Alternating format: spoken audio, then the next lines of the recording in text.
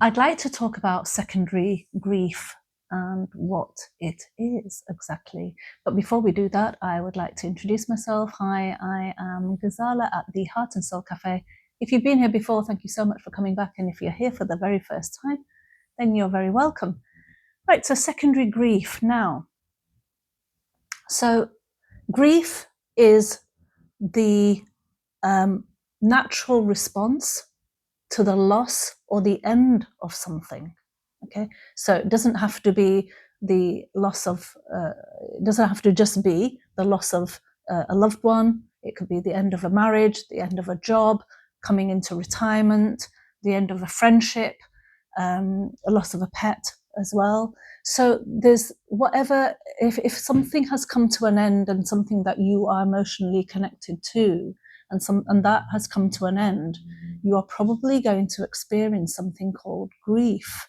Grief is a natural response to the end of something. Okay, so you might feel, you'll feel pain, you might feel regrets and denial and depression, perhaps.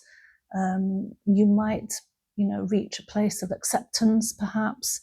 You might be doing some bargaining, which might be, if only I had, if only this had happened, if only that had happened, if only, that kind of thing. So there's all sorts of stages of grief. But then every grief is unique to that person and unique to their relationship with what it is that has come to an end. So that's a little bit about grief. So when it comes to secondary grief, that is the repercussions of it, so the ripple effect of that loss, if you like. So let me give you some examples. I remember counselling and supporting a lady who sadly lost her husband, and she was quite young. And she said, Ghazala, it isn't just the fact that I've lost him. There's everything else as well. Like, for example, the car was, he did most of the driving. I didn't really do a lot of driving, and he sorted out the MOT, the tax, and the this and the that with the car.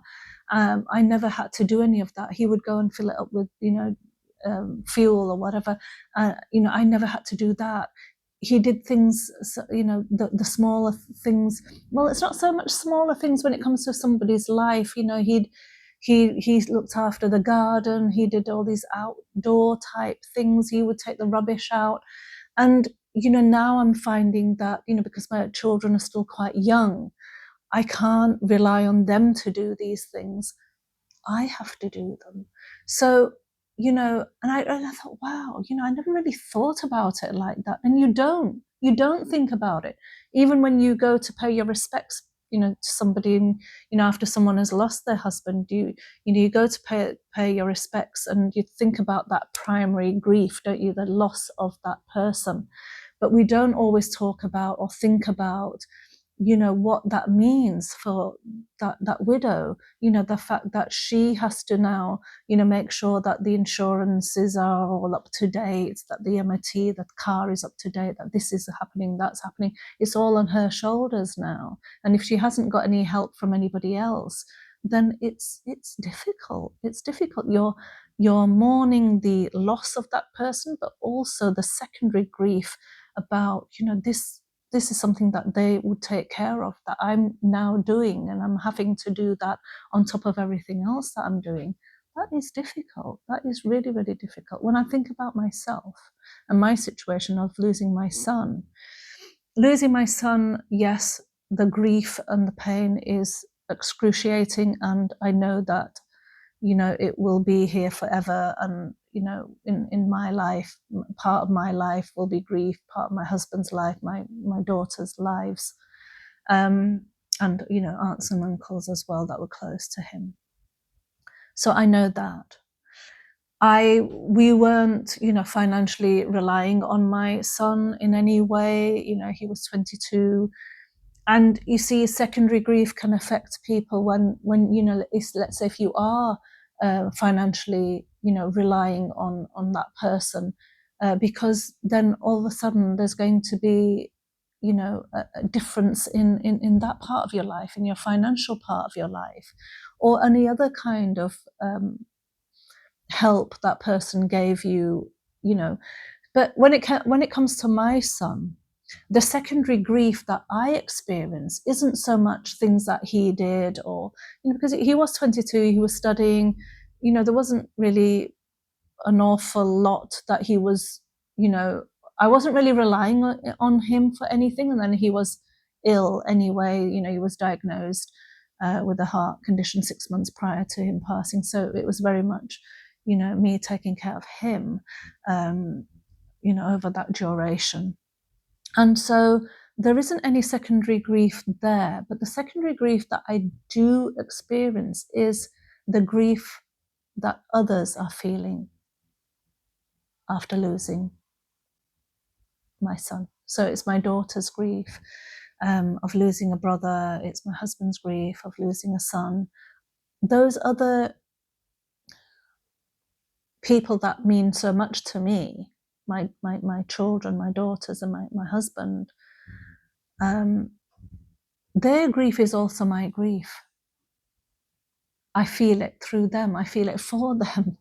You know, the grief that they're experiencing, I feel that, you know, especially when it comes to my younger daughter, who was so close in age with my son. You know, there was only 13 months apart. They were only 13 months. She's 13 months older than him.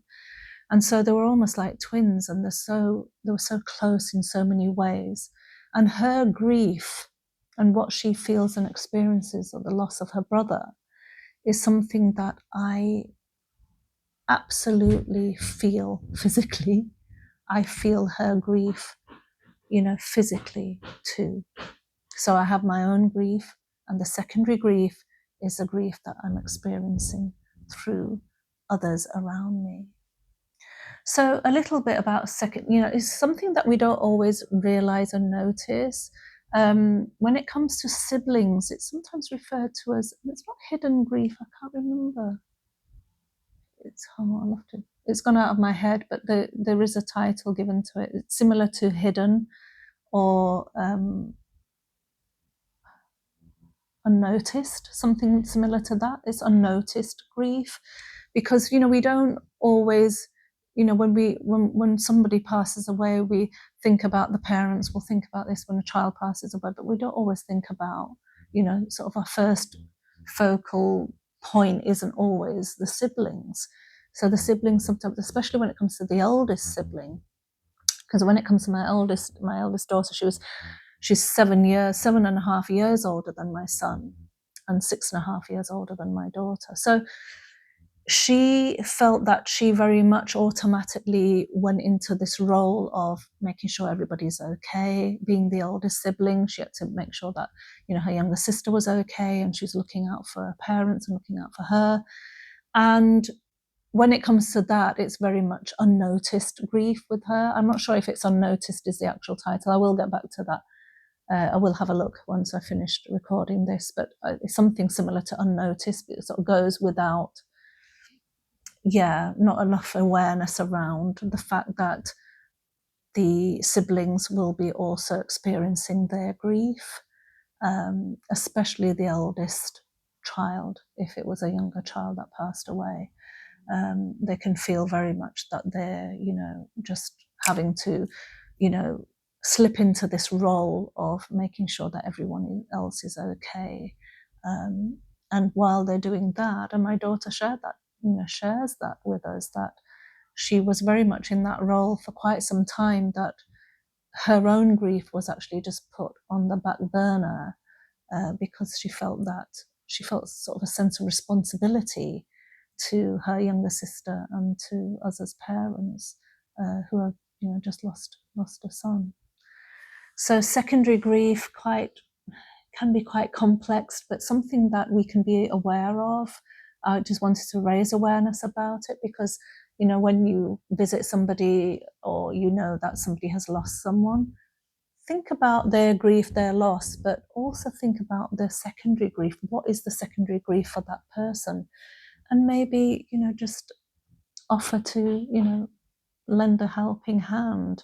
It might be that, you know, their husband, at least initially, it might be that, you know, that person's husband took care of the garden, or, you know, mowed the lawn perhaps. And so it might be something that, you know, you could get someone else to sort of offer to do and help out, or you help out yourself, that kind of thing. So think about secondary grief and what that means to that person, because you'll find that, oh, okay, there's actually a lot more to the grief than just losing that person. It, you know, has, you know, one life has, the loss of one life usually has a ripple effect, and it can affect so many people, and we don't always, and so many people in so many ways as well. So we don't always, you know, think about that. We usually overlook that.